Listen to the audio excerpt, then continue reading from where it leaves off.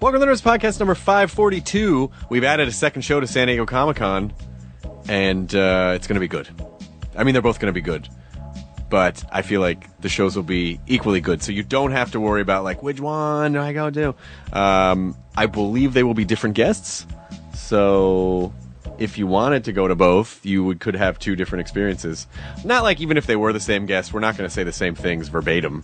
But there'll be two unique experiences. Now, there's a 7:30 show, July 26th. That's Saturday of San Diego Comic-Con, and we will be there. I'd like to thank for sponsoring. You probably want a URL, but I don't have it. Still don't have the URL. I don't know. It's fucking Google it, people. Or Bing it, or Webcrawler, or Lycos, or whatever you want to use. I don't know. But I'd like to thank Audible.com for sponsoring this episode of the Nerdist Podcast. Audible is a leading provider of premium digital spoken audio information and entertainment on the internet. If you've listened to an audiobook, you probably got it at Audible.com. There's a library of over 150,000 titles. All right? And so here's what you're going to do. You're going to get a free audiobook and a 30-day trial today by signing up at audiblepodcast.com/Nerdist. All right? That's going to give you, again, free audiobook, 30-day trial. Some suggestions might be Shrinkage by Brian Bishop, narrated by Brian Bishop, who was just in the Nerdist Podcast recently, or The Todd Glass Situation by Todd Glass, strangely not narrated by Todd Glass. Again, that's audiblepodcast.com/Nerdist. This episode is Nick Thune, our old friend, our old comedian friend Nick Thune, promoting his newest special, Folk Hero, which is available on Netflix and now available on vinyl. Order the vinyl on his site, nickthune.com. NICKTHUNE. MOUSE. No, it's just the NICKTHNUE.com. Nerdist Podcast number 542. Now entering Nerdist.com.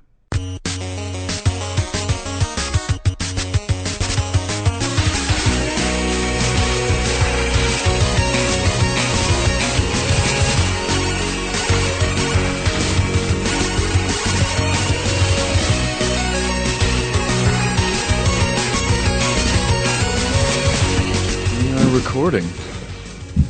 That's it. We started. Wow. How does it feel? Just like that, you wonder how it starts. I don't think anyone really wonders. Not with a bang. No, I think there's a blog of people always wanting to know, how do they start it? Does Chris just say we're recording, or? There actually could be a Tumblr devoted to that. Yeah.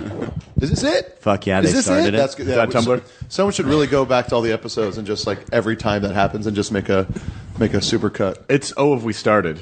Oh, yeah. Have We Started Tumblr. Yeah. What's the weirdest Tumblr site you've ever seen that's like a legit? Gifless Cage. Yeah? Yeah, it's all GIFs of Nicolas Cage freaking out in different movies. Gifless Cage. I didn't like the doctor that did like our sonogram test for the baby, and so I started Googling him. And there was an article, there was a page, I'm not going to say his name, but it was his full name, first, last name, killedmyson.tumblr.com. Oh my What? God. And it was and I like kept searching this guy's site, and there was like links to it on New York Times articles about miscarriages and blah blah blah, and it was the darkest. Like, this guy started, it was like obviously it turned into a malpractice suit of some kind, and the hospital got the site turned down. But I just thought, how great that he used a Tumblr. Yeah. Like a Tumblr site. It's an easy site to do. Yeah. And how many notes did that? Yeah. What was that Tumblarity? What was the Tumblarity of that site? Do they still do Tumblr? No, that was short lived. Way into it though. Do they still do pokes on Facebook and werewolves? And I don't know. remember when you first joined Facebook, it was like, so and so just poked you, so and so just bit you. Now you're a werewolf. Yeah, I never go bite understood someone else. I think that they're doing all that stuff, but I think people have chilled out on it a little bit. Yeah, well, there's other like games. I don't fucking have any clue. I don't really go on it. I like that Facebook started the Messenger service, so you can just use it as like an email. You don't have to go to the actual site and see what other fucking dumb shit people are posting. But you can get emails to it?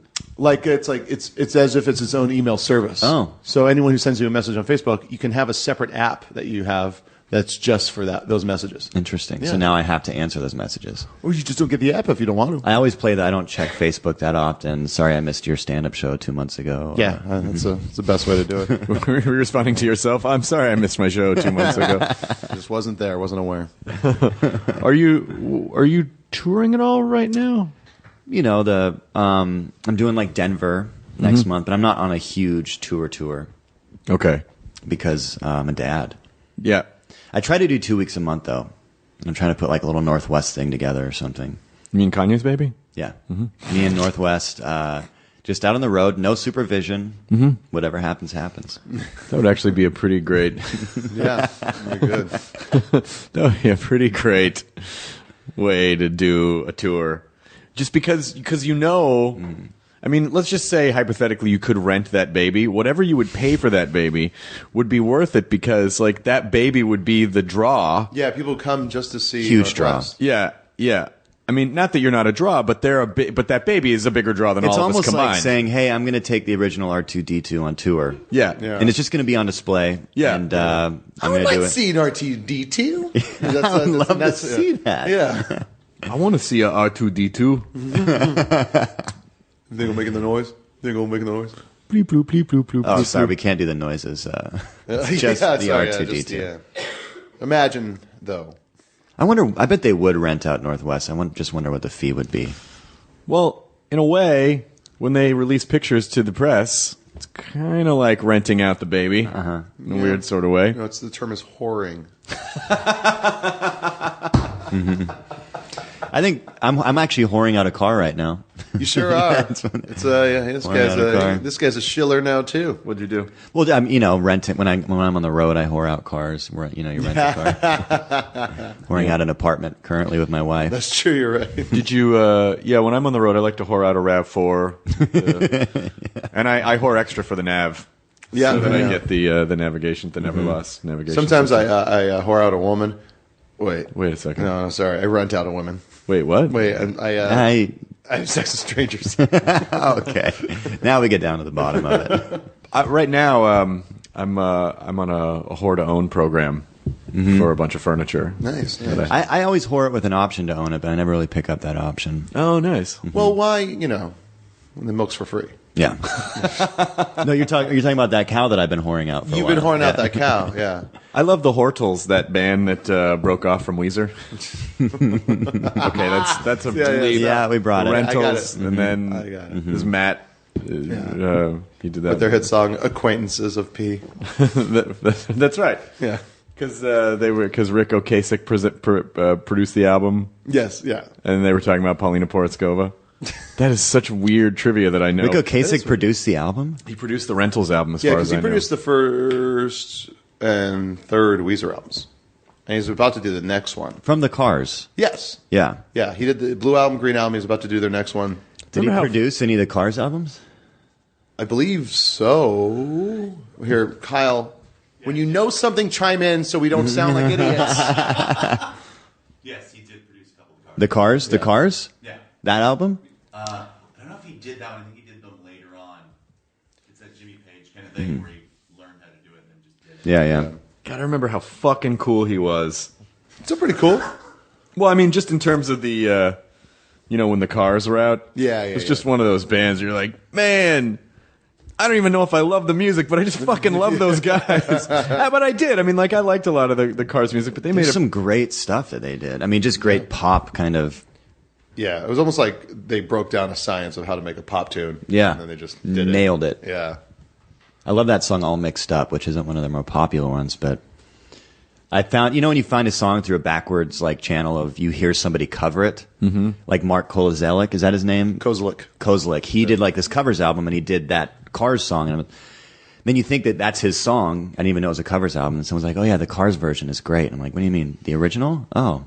Now I always heard it was Mark Kozelic, but I don't know. Kozelic? Is it? That sounds Sun Kills Moon, right? Because he was Sun Kill Moon. Sun Kill Moon because he did that. Modest Mouse. He did the Modest Mouse. Yeah, Tiny Cities Made of Ash. His fucking cover. AC/DC, the whole AC/DC cover album he's got is so good. Did he do an AC/DC? It's cover? like 10 AC/DC songs. I absolutely love his cover of Trucker's Atlas. Is so good. Yeah. His Dramamine is his cover of Dramamine by Modest Mouse. Really good. I heard he's always on Dramamine.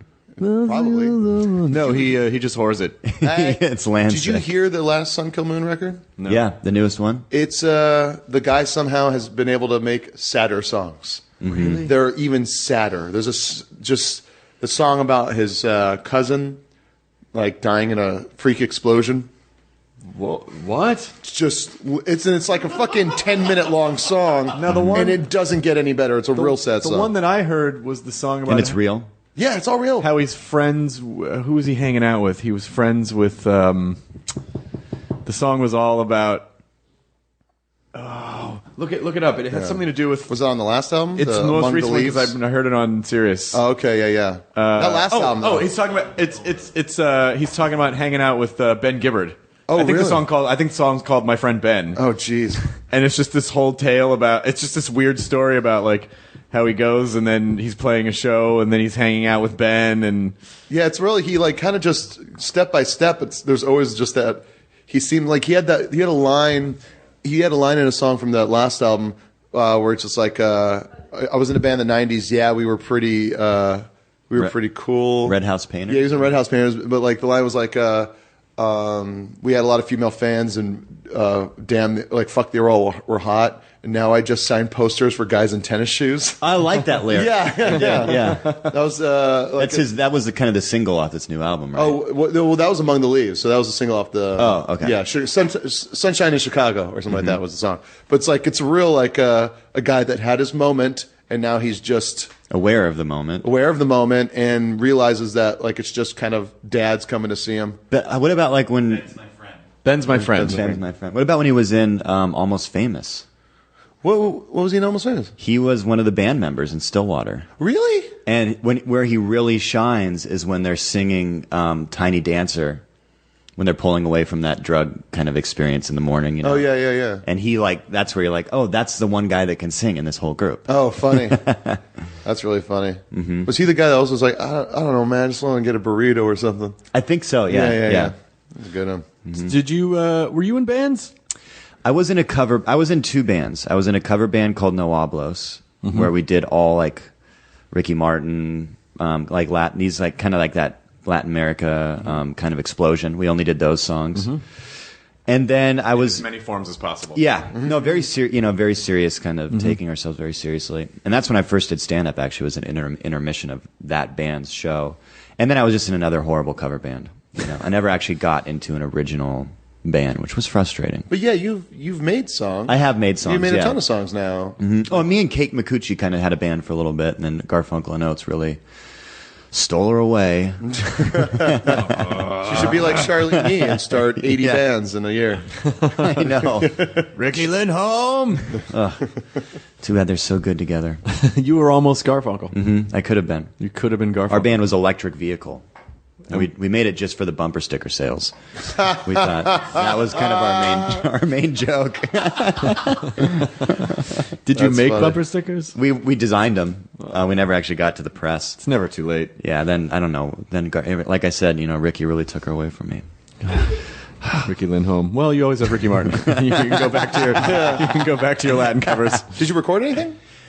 We did actually. Well, she recorded something. We recorded a thing with Richard Swift up in Cottage Grove, Oregon. Where, do you know Richard or know of him? I know who he is. Yeah. He's now playing with the Black Keys actually. And nice. Last year was with the Shins. He's like just an amazing musician, but does all of his own stuff. But we recorded it for my first album.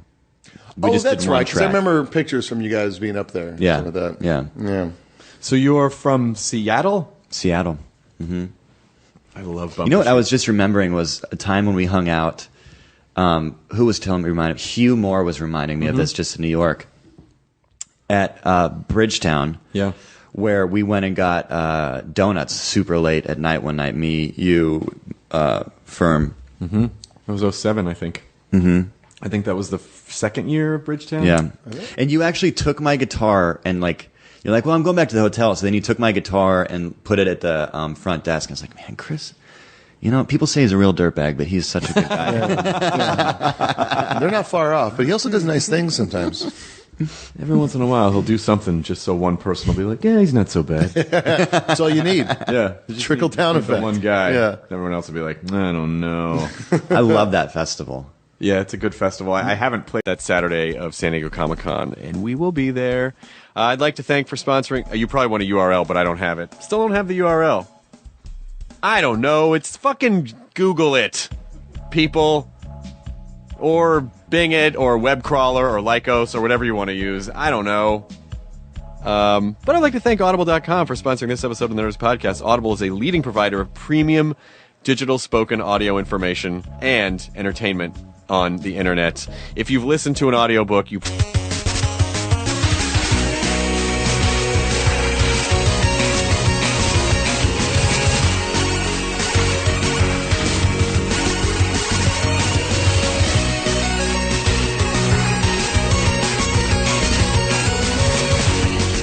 recording. That's it. We started. Wow. How's it feel? Just like that, you wonder how it starts. I don't think anyone really wonders. Not with a bang. No, I think there's a blog of people always wanting to know, how do they start it? Does Chris just... Welcome to the Nerdist Podcast number 542. We've added a second show to San Diego Comic-Con, and it's going to be good. I mean, they're both going to be good. But I feel like the shows will be equally good, so you don't have to worry about, like, which one do I go do? I believe they will be different guests, so if you wanted to go to both, you could have two different experiences. Not like even if they were the same guests, we're not going to say the same things verbatim, but there'll be two unique experiences. And then there's a 7:30 show, July 26th. This episode is Nick Thune, our old friend, our old comedian friend Nick Thune, promoting his newest special, Folk Hero, which is available on Netflix and now available on vinyl. Order the vinyl on his site, nickthune.com. NICKTHUNE. MOUSE. No, it's just the NICKTHNUE.com. Nerdist Podcast number 542. Now entering Nerdist.com. Probably got it at audible.com. There's a library of over 150,000 titles. All right? And so here's what you're going to do. You're going to get a free audiobook and a 30-day trial today by signing up at audiblepodcast.com/Nerdist.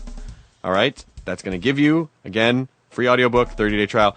Some suggestions might be Shrinkage by Brian Bishop, narrated by Brian Bishop, who was just in the Nerdist Podcast recently, or The Todd Glass Situation by Todd Glass, strangely not narrated by Todd Glass. Again, that's audiblepodcast.com/Nerdist.